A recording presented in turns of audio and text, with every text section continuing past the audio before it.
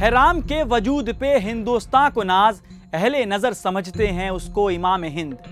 अल्लामा इकबाल के इमाम हिंद यानी राम का हिंदुस्तान जल रहा है, वो भी मर्यादा पुरुषोत्तम राम के जन्मदिन के मौके पर। अधार्मिक नारे, पत्थरबाजी, आगजनी और हिंसा मध्य प्रदेश से लेकर गुजरात, महाराष्ट्र, झारखंड और बंगाल तक ये चल रहा है।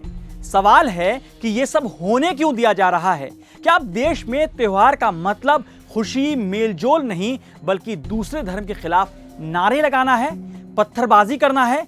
क्यों इस देश के बड़े नेता इस नफरत को रोकने की कोशिश नहीं कर रहे हैं? शहर दर शहर हिंसा का एक ही पैटर्न दिख रहा है, फिर क्यों पुलिस इसे रोकने में कामयाब नहीं हो रही?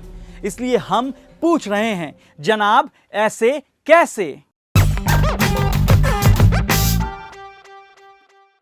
हिंदुओं के आराध्य श्री राम के जन्मोत्सव के तौर पर रामनवमी का त्यौहार मनाया जाता है। इस दौरान कई इलाकों में शोभा यात्रा और जुलूस निकाला जाता रहा है, लेकिन इस साल रामनवमी के मौके पर 10 अप्रैल 2022 को कई राज्यों में सांप्रदायिक हिंसा की खबर आई। पहले आपको घटना की जानकारी देते हैं, फिर उन सवालों पर आएंगे जिससे आंख चुराया जा रहा है। मध्य प्रदेश के खरगोन शहर में रामनवमी के जुलूस के दौरान उपद्रव हुआ। एमपी कांग्रेस के नेता के मिश्रा का कहना है कि जुलूस जब तालाब चौक पहुंचा तब डीजे पर गाने बज रहे थे। गाने के द्वारा एक समुदाय विशेष को उत्तेजक बातें कही गई और उसके बाद तनाव बढ़ा। पुलिस ने स्थिति को कंट्रोल में करने के लिए आंसू गैस के गोले भी छोड़े, जिसके बाद कई इलाकों में कर्फ्यू लगा दिया गया। इस हिंसा में एसपी समेत कई पुलिसकर्मी घायल भी हुए हैं। पश्चिम बंगाल के बांकुरा में भी रामनवमी जुलूस के दौरान काफी बवाल हुआ। स्थानीय पुलिस ने जुलूस में हिस्सा लेने वाले लोगों को कानून का पालन करने को कहा और मस्जिद के सामने से मार्च ना निकालने की सलाह दी थी, लेकिन लोगों ने इनकार किया और पुलिस बैरिकेडिंग हटाकर अपना रास्ता बना लिया। पुलिस रिपोर्ट के मुताबिक कुछ लोगों ने पथराव किया। हावड़ा में भी जुलूस के दौरान दो गुटों के बीच झड़प हो गई। गुजरात के आणंद जिले के खंबात और साबरकांठा जिले के हिम्मतनगर में भी रामनवमी पर सांप्रदायिक झड़पें हुई हैं। गुजरात में हुए हंगामों में एक शख्स की मौत भी हो गई। झारखंड के लोहरदगा और बोकारो से भी ऐसी ही खबरें आई हैं। राज्य में भी एक शख्स की मौत हुई है। बिहार में रामनवमी के मौके पर मुजफ्फरपुर जिले के साहेबगंज विधानसभा में डाक बंगला मस्जिद पर भगवा झंडा लहराने का वीडियो भी सामने आया है। महाराष्ट्र में भी ऐसी ही कोशिश की गई। महाराष्ट्र के गृह मंत्री दिलीप वालसे पाटिल कह रहे हैं कि कुछ लोग जाति के नाम पर दंगा फैलाने की कोशिश कर रहे हैं ताकि वो इसका फायदा उठा सके। इससे पहले राजस्थान के करौली में हिंदुओं के नए साल के जुलूस पर भी पथराव हुआ, आगजनी हुई। हिंसा पर पुलिस ने 7 दिन की जांच के बाद एक रिपोर्ट दी है। डीजीपी एमएन लाठर ने बताया कि रैली को बिना डीजे और नारेबाजी के निकालने की अनुमति दी गई थी। इसके बावजूद भी अल्पसंख्यक बाहुल्य क्षेत्र में रैली में शामिल लोगों ने भड़काऊ नारेबाजी की, जिसके बाद पथराव शुरू हुआ।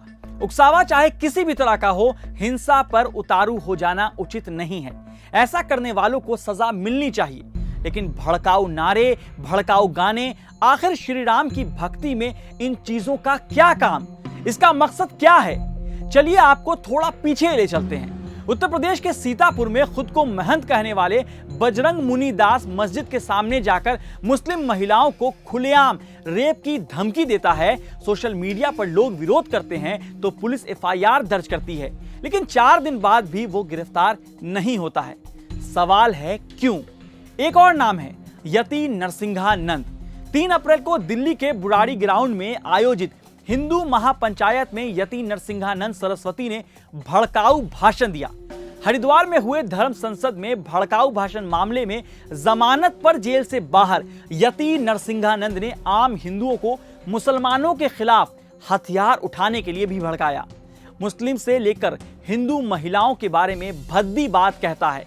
खुलेआम अदालत के आदेशों की धज्जियां उड़ा रहा है, लेकिन वो जेल से बाहर है। दिल्ली पुलिस ने एफआईआर दर्ज तो कर लिया, लेकिन गिरफ्तार करने से पता नहीं किसने रोक रखा है। यति नरसिंहानंद पर यूएपीए के तहत कार्रवाई क्यों नहीं होती?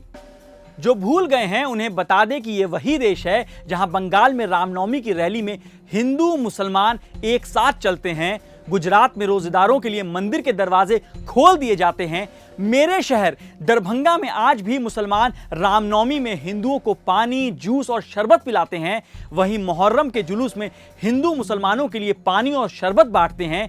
ये वही देश है जहां उन्नाव में एक तरफ राम, सीता और लक्ष्मण रथ पर सवार होते हैं, राम जी की निकली सवारी, राम जी की लीला है न्यारी जैसे गीत गूंज रहे होते हैं, और इन सब के बीच जिस रथ पर राम जी सवार हैं उसकी डोर कुर्ता पैजामा और सफेद दाढ़ी वाले रज़ाक मियां थामते हैं। तो अब ये नई हवा किधर से चली है? रामनवमी जुलूस में भड़काऊ नारे ही नहीं, नवरात्रों में मीट बैन की हुंकार क्यों है? किस कानून के तहत है? अगर बात धार्मिक भावनाओं की है तो इस देश में जैन धर्म के लोगों की भावना का ख्याल रखते हुए परमानेंट मीट बैन होना चाहिए क्या? आखिर कम आबादी वाले समुदाय की धार्मिक भावनाएं उतनी ही अहमियत रखती हैं जितने बहुसंख्यक आबादी की। गोवा और उत्तर पूर्व राज्यों में बीजेपी की सरकार है तो क्या वहां भी मांस पर पाबंदी लगाएंगे?